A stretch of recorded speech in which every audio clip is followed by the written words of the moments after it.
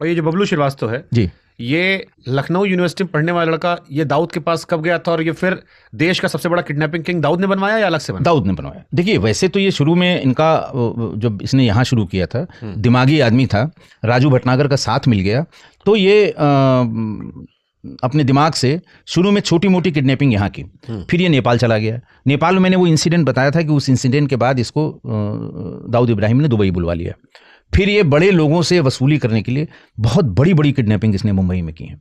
LD व्यास की kidnapping की है, और सब मैंने एक एक की किडनैपिंग, गौतम अडानी की भी किडनैपिंग इसने की। अरे एक आदमी की थोड़ी की है इसने, मतलब किडनैपिंग्स का तो इससे ज़्यादा बड़ा किडनैपिंग का बादशाह कोई नहीं है आज की भी तारीख में भारत में। तो वो किडनैप किया इसने है, मैं आपको बता रहा हूँ, इसमें मैंने दिया था कितने इतने लोगों की। जगदीश मोती रमानी की किडनैपिंग की इसने, गौतम अडानी की किडनैपिंग के बाद। उसके बाद पुणे में सागर लटका के बहुत बड़े व्यापारी थे, उनकी किडनैपिंग की, बल्कि उनको मार भी दिया पता लगने। सतीश शेट्टी की किडनैपिंग की इसने मुंबई में। और किडनैपिंग का तो इसने जितनी ताबड़तोड़, गौतम अडानी की, मैंने एक एलडी व्यास, बहुत बड़े लक्ष्मीकांत दिनेश व्यास हुआ करते थे, मुंबई के बड़े जमीनों के कारोबारी थे, ये इनकी किडनैपिंग की। तो ये सब लोगों को तो पब्लिक के मन में सवाल आएगा सर कि एक आदमी जो नैनी जेल में बंद है, हाँ, वो पूरे देश में किडनैपिंग काम कैसे चला रहा है? इसे लॉरेंस का भी चलता है, जेल में बंद है भाई, तब भी सवाल मरवा रहा है। ऐसा है भाई, तब भी ये सवाल उठता था, आज भी ये सवाल उठता है। पुलिस वाले बेईमान होते हैं कि नेता बेईमान होते हैं, कि दोनों बेईमानी मिलकर करते हैं? जब दोनों मिल जाएं तो बेईमानी अपने चरम पर होती है। तो इसमें तो फिर पुलिस बेईमान होगी ना। बिना पुलिस की बेईमानी के नैनी जेल में कैसे संभव है कि एक आदमी अपहरण करवा रहा है? देखिए, नैनी जेल में जब इनकी किडनैपिंग, एसडी पुनवानी की किडनैपिंग कलकत्ता में हुई, तो फिर इस पूरे मामले को उसी गंभीरता से देखा गया कि सब जेल के भीतर से कैसे कोई कर रहा है। क्योंकि हम लोगों ने जो रिकॉर्ड की थी इनकी कन्वर्सेशन, वो सीबीआई कलकत्ता ऑपरेशन में वो सीबीआई को दी गई, उस सीबीआई से इसकी इन्वेस्टिगेशन कराई गई कि कैसे जेल के भीतर ये फोन का इस्तेमाल कर रहा है। उसी के बाद से उत्तर प्रदेश की जेलों में जैमर लगाए गए। उसी घटना के बाद से सीबीआई ने इसको इन्वेस्टिगेट किया था, और उसमें बहुत ढेर सारे लोग जेल भी गए, वहाँ के जेल के जो अधिकारी थे, और उनके खिलाफ चार्जशीट भी लगी।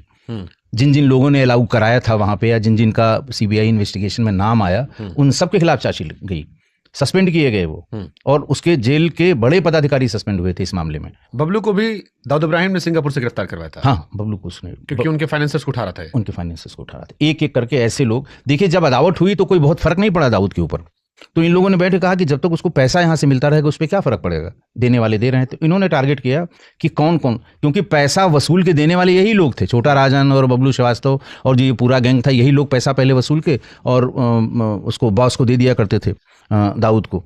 तो इनको पता था कि कौन कौन, खासकर जो जितने ऑपरेशंस ये सी शोर पे करते हैं, जहाँ पे इनका वो है बंदरगाह हैं, वहाँ जो जो लोग पैसा दिया करते थे उनको सबको टारगेट किया इन्होंने। पहले फ़ोन से समझाया, जैसे फजलुर रहमान ने गौतम अडानी को फ़ोन किया कई बार कि उसको पैसा देना बंद कर दो, वो जो है देशद्रोही है और देश के खिलाफ, इस तरह की बात की होगी।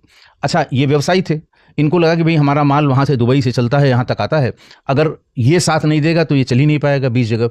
भाई दाऊद ने एक कस्टम अफसर को, 1977 बैच का एक कस्टम अफसर था एलडी अरोरा, और आज की तारीख में कस्टम की हिस्ट्री में सबसे बड़ी रिकवरी उसने की थी, वो दाऊद का माल था, जो ये एलएसडी और इसकी गोलियां उस समय बहुत चलती थी नशे की, उससे बड़ी रिकवरी आज तक नहीं हुई है। तो एलडी अरोरा ने वो कस्टम्स का कमिश्नर था, मुंबई में पोस्टेड था, तो उसको सबका घाई घाई पता था कि कहाँ कहाँ कैसे ये ऑपरेट करते हैं, कौन कौन इनको पैसा देता है अपना ऑपरेशन चलाने के लिए। फिर बबलू से कह के, बबलू ने उनसे बात की, चंद्रा स्वामी से, इसको रातों रात वहाँ से हटवा दिया और इलाहाबाद पोस्ट करा दिया। लेकिन बहुत ईमानदार और बहुत जिसको कहते हैं कि बड़ा अच्छा अधिकारी माना जाता था कस्टम्स में।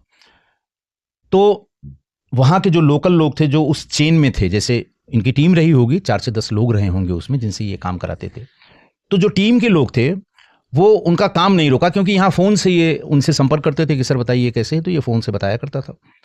और उस बड़े बरामदगी के बाद भी, बड़ी बरामदगी, दाऊद को चोट लगने लगी। तो दाऊद ने बबलू से कहा कि ये अगर कहीं भी इसको देश के कोने में कहीं भी हम ट्रांसफ़र करा देंगे, ये फ़ोन से हमको तंग करता रहेगा, क्योंकि पूरा डिपार्टमेंट इसको मानता बहुत है और इसकी इतनी अच्छी पकड़ है कि ये सूचना उनको दे देगा और हम बर्बाद हो जाएंगे, तो इसको मरवा दो। तो इलाहाबाद में जब वो मॉर्निंग वॉक करके जा रहे थे एलडी अरोरा, तो उन पर 20 गोलियां मारी। सैनी था और बबलू श्रीवास्तव था और इसके साथ एक वो सिख लड़का था, मोना सिख लड़का था, हैप्पी, इन तीनों ने मिलके उसे वहाँ गोली मार दी। इसके मरने के बाद देश भर के कस्टम्स ऑफिस बंद हो गए, सब स्ट्राइक पे चले गए।